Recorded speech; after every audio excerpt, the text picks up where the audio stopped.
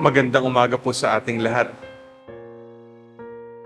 Alam po natin na ngayon ay ika-33 linggo sa karaniwang panahon at sa isang linggo ay gaganapin na po ang pagdiriwang natin ng dakilang kapistahan ng pagkahari ng Panginoong Jesucristo.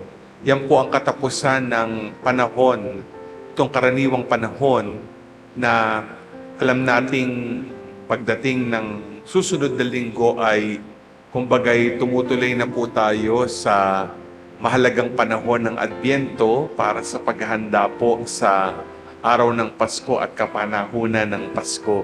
At kapag dumadating po itong mga huling araw ng karaniwang panahon, kalimitan po ang ating mga pagbasa ay tungkol sa katapusan ng mundo. At sa Ebanghelyo nga natin ngayon, na napaka-popular, ang nabasa lang po ay itong maikling bersyon. Ito po ay talinghaga ng mga katiwala.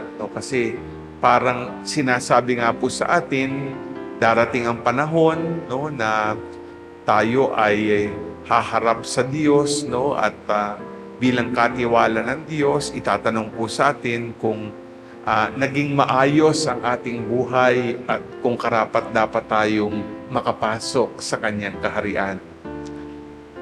Ano ba ang katangian ng isang katiwala ng Diyos? Alam po natin na lahat ng ating natatamasa sa buhay dito sa lupang ibabaw ay kaloob lamang ng Diyos. Sabi nga po ni Santa Teresita ng Batang Jesus o Niño Jesus, lahat ay biyaya. Lahat ng ating nararanasan, ang ating buhay, pamilya,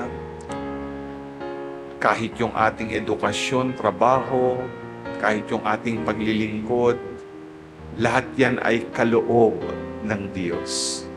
Lahat yan ay biyaya mula sa Diyos. At dahil dito, katiwala lang tayo. Ngayon, kung katiwala tayo, anong dapat ang ating maging mga katangian? 3 po ang nais kong ihain para sa ating pagninilay. Yung una po, ang isang katiwala ay mabuti. Ano ba ibig sabihin ng mabuti? Balikan natin yung unang pagbasa mula sa aklat ng mga kawikaan. Napakaganda ng larawan ng isang mabuting asawa, di ba?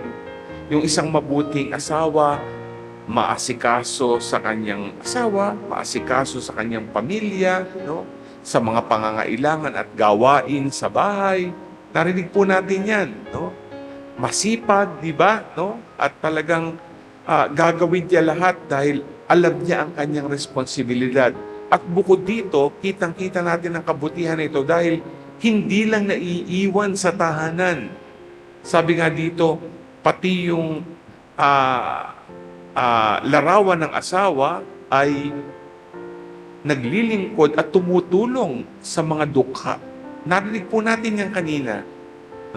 Kaya magandang isipin na ang isang asawa, pinagkaloob sa kanya itong katauhan na ito, alam niya kung sino siya sa kanyang pamilya at lalo na sa kanyang pamayanan, ang kanyang palaging ginagawa ay pawang kabutihan para what? Yung ikalawang katangian ng isang katiwala ay siya ay mapagbantay. Mahalagang tingnan ito dahil sa ikalawang pagbasa mula sa sulat ni San Pablo Apostol sa mga taga-Tesalonica, ang akala nila matatapos na ang mundo. Kaya yung sulat ni San Pablo ay paalala sa kanila na maging mapagbantay, maging handa. Dahil kapag naganap na yung ikalawang pagdating ng Panginoon, haharap lahat sa langit. At kailangan handa ka na siyasatin ng Diyos at sabihin din sa Diyos, no, sa kanyang maaaring pangungusap sa iyo, no, kung ano ang nagawa mo sa lupang ibabaw para kamtin mo ang buhay na walang hanggan. Mga minamahal na kapatid kay Kristo, ang isang katiwala hindi pa banjing-banjing, di ba? Minsan sa atin dumadating yung parang katamaran. Minsan may mga pagkakataong iniisip pa natin o pwede nang ipagpabukas. Kumbaga, para sa atin, kung anong mangyari ngayon o bukas, okay lang. Hindi naghahanda. Hindi nagbabantay. Halimbawa, sa loob ng isang araw, maraming gawain. Ibig sabihin, ngayon pa lang, kung may gagawin ka na bukas, handa ka na. Alam mo na kung paano mo tutuparin ng buong kaayusan, buong kaganapan ang iyong responsibilidad. Dahil ayaw mo magulanta, di po ba? No? Halimbawa lamang po, alam niyo po ba ngayon, ang aga kong gumising, di ba? Magmimisa pa po ako pagkatapos 6:00. Pagkatapos po ng misa ko, dahil ako po'y apostolic administrator ng Laguna, pupunta pa po ako sa Laguna. Meron pong misa doon ng 9:00. Pagkatapos po, mamayang hapon, meron pong dedication ng altar sa Sagrada Familia, yung malayo po nating parokya sa Bikutan. Blow by blow po schedule ko ngayon. Sabi ko sa sarili ko, kailangan mapagbantay ako, kaya gumising ako na 3:00 para magdasal muna.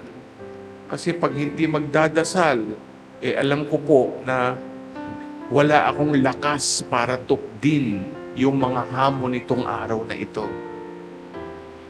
Pero magagawa mo lang kung alerto ka, mapagbantay ka. Kung ikaw ay tatamad-tamad, pabanjing-banjing, hindi ka mabuting katiwala ng Diyos. Pero mayroon pa pong ikatlo. Ang katiwala ng Diyos ay dapat mabunga. Yan po yung aral sa ating ebanghelyo. Ito yung talinghaga ng mga katiwalang binigyan ng talento. May isipin natin, no, yung versyong ito, 3 yung katiwala. Yung isa binigyan daw ng 5,000, yung isa binigyan ng 2,000, at yung isa binigyan ng 1,000. Naisip natin, ano ba naman yung 5,000? Yan po'y translation lang po natin yan sa Tagalog. Pero pag titignan po natin yung ipinagkatiwala, no, nung may-ari, no, dito sa kanyang mga alipin, malaki pong halaga yan. Sabi po nila, no, ay equivalent daw yan sa 15 years na sweldo. Nako nyo, 15 years, hindi 5,000 yan. So malaking halaga yung binigay.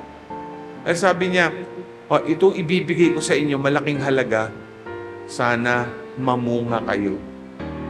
Yung 2, kung ano man yung ibinigay, namunga.